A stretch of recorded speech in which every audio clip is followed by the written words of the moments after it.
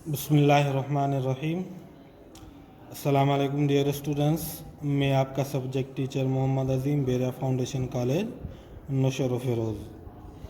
یہ مطالعہ قرآن کی بک نمبر 1 ہے جو آپ کے کورس میں شامل ہے، اور یہ بک آپ کو ٹک شاپ سے آپ کے کورس کے ساتھ بآسانی مل جائے گی، آپ وہاں سے پرچیز کر لیں۔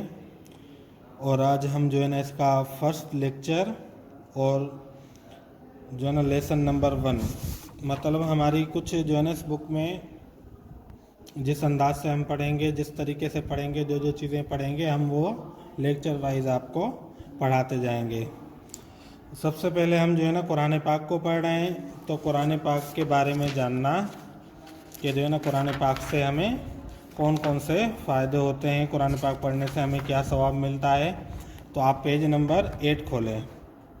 پیج نمبر 8 قرآن حکیم اوپر آپ کو لکھا ہوا نظر آ رہا ہے۔ اب آپ جو ہے نا ہم اس کو ریڈ کر کے ہم آپ کو سمجھا دیتے ہیں۔ قرآن حکیم اللہ تعالیٰ کی وہ عظیم اور آخری کتاب ہے جو انسانوں کی ہدایت کے لیے اللہ تعالیٰ نے لوح محفوظ سے اپنے آخری رسول حضرت محمد صلی اللہ علیہ وسلم پر وحی کی صورت میں حضرت جبرائیل امین علیہ السلام کے ذریعے 23 سال کے عرصے میں نازل فرمائی۔ اب یہ ہوگی قرآن پاک کی تعریف کہ قرآن پاک اللہ تبارک و تعالیٰ کی آخری کتاب ہے جو اللہ رب العزت نے انسان ذات کے لیے لوح محفوظ سے اپنے آخری نبی یعنی حضرت محمد مصطفیٰ صلی اللہ علیہ وسلم پر وحی کی صورت میں نازل کی، اور حضرت جبرائیل امین علیہ السلام جو ہے نا اس قرآن پاک کو لے کر آتے تھے۔ تقریباً 23 سال کے عرصے میں اللہ تبارک و تعالیٰ نے یہ قرآن پاک اپنے نبی کے اوپر نازل فرمائی۔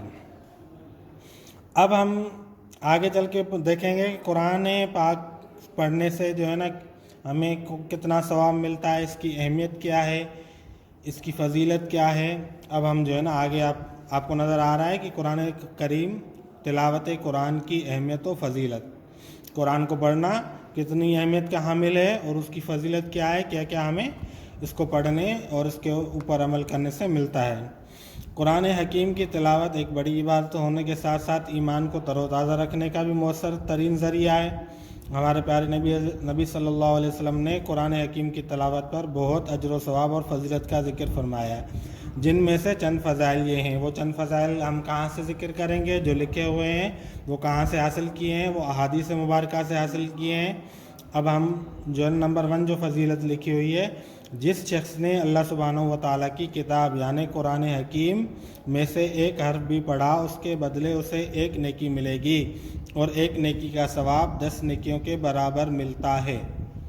یہ حدیث مبارکہ میں جو ہے نا قرآن حکیم کی جو ہے نا فضیلت یہ بیان کی گئی ہے کہ 1 حرف پڑھنے سے اس کو 1 نیکی ملے گی، اور 1 نیکی کا ثواب 10 نیکیوں کے برابر ہے۔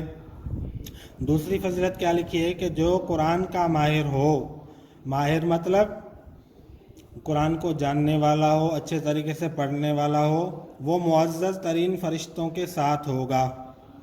صحیح، جو ہے نا بڑے بڑے فرشتے ہوں گے، جو ہے نا اللہ تبارک و تعالیٰ کے ہاں جن کا مقام بہت زیادہ ہوگا، جو قرآن کو اچھے طریقے سے پڑھنے والا ہوگا، اس کا جو ساتھی ہوگا وہ معزز فرشتے ہوں گے، وہ جو اللہ تبارک و تعالیٰ کے قریب ہوں گے۔ اچھا، جو شخص کسی معذوری کی وجہ سے، معذوری کیا ہوتی ہے کہ قرآن شریف کو جو ہے نا پڑھنے میں اس کو دقت پیش آتی ہے، آگے انہوں نے بیان کیا ہے کہ جو شخص کسی معذوری کی وجہ سے قرآن کو اٹک اٹک کر پڑھتا ہے، اس میں سے مشقت اٹھاتا ہے، تو اس کا اجر دگنا ہوگا۔ یہ جو ہے نا احادیث کی کتابوں کے نام دیے ہوئے ہیں، صحیح بخاری اور صحیح مسلم میں ہے، اور پہلی والی جو حدیث جو بیان کی ہے وہ جامع ترمذی میں ہے۔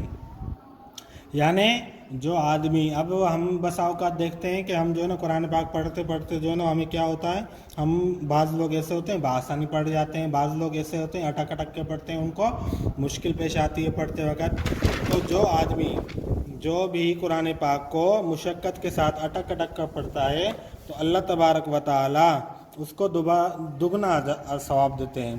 دگنا یعنی کہ دوسرے کو 1 ثواب ملے گا، اور اس کے جو ہے نا دگنا جو ہے نا جو آدمی اٹک اٹک کر پڑھے گا تو اس کو دگنا ثواب ملے گا۔ کیوں ملے گا؟ کیونکہ اس کو جو ہے نا تکلیف آ رہی ہے، مشقت پیش ہو رہی ہے، پھر بھی جو ہے نا وہ قرآن پاک کو پڑھنا نہیں چھوڑ رہا۔ اب ہم جو سورہ شروع کریں گے وہ ہے، ہم سب سے پہلے یہ کلاس 6 کا جو ہے نا فرسٹ لیکچر ہے، اور یہ ہم سب سے پہلے سورۃ الفاتحہ پڑھیں گے. ٹھیک ہے، آپ کو اسکرین پہ جو ہے نا سورۃ الفاتحہ نظر آ رہی ہے، اور جو ہے نا سورۃ الفاتحہ یہ کلاس 6 کے لیے یہ فرسٹ لیکچر ہے. اب ہم سورۃ الفاتحہ کا آج جو ہے نا تعارف پڑھیں گے.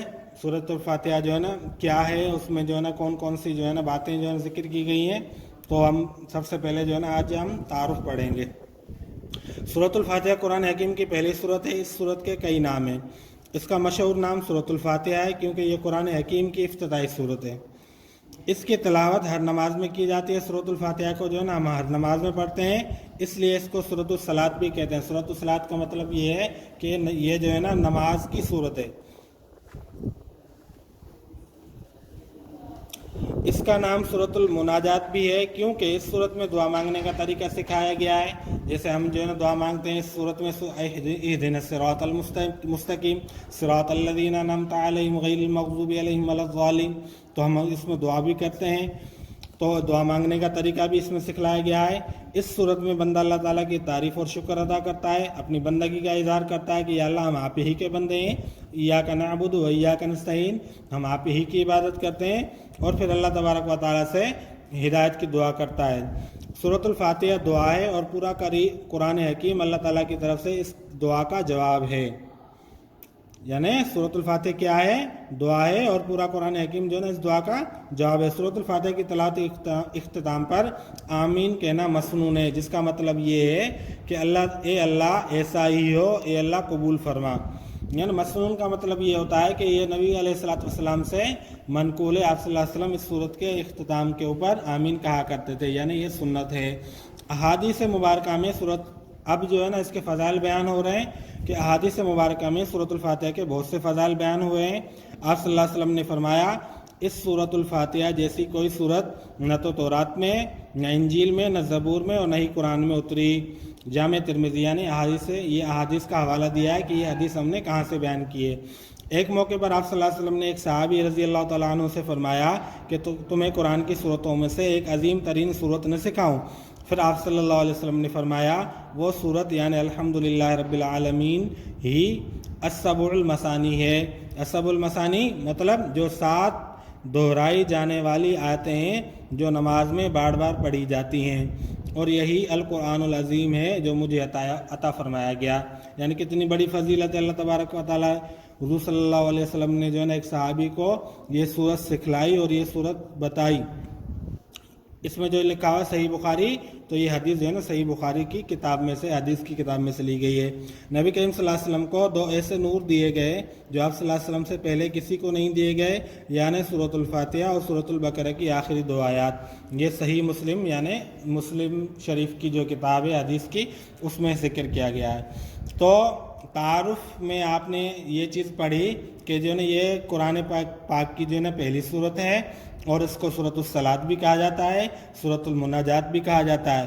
پھر آگے چل کے جو ہے نا انہوں نے اس میں احادیث مبارکہ میں سے ان کے فضائل بتائیں کہ جو ہے نا یہ ایسی صورت ہے، اس صورت سے جیسی جو ہے نا کوئی صورت جو ہے نا نہ تورات میں نازل ہوئی، نہ انجیل میں نازل ہوئی، نہ ہی زبور میں اور نہ ہی قرآن میں.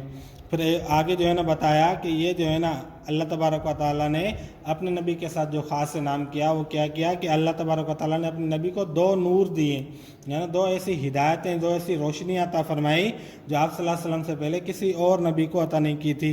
وہ ہیں سورۃ الفاتحہ اور سورۃ البقرہ کی آخری 2 آیات. اب آپ حضرات کے لیے جو آج کا ہوم ورک ہے وہ یہ ہے کہ آپ ان کی فضیلتوں کو یاد کریں گے.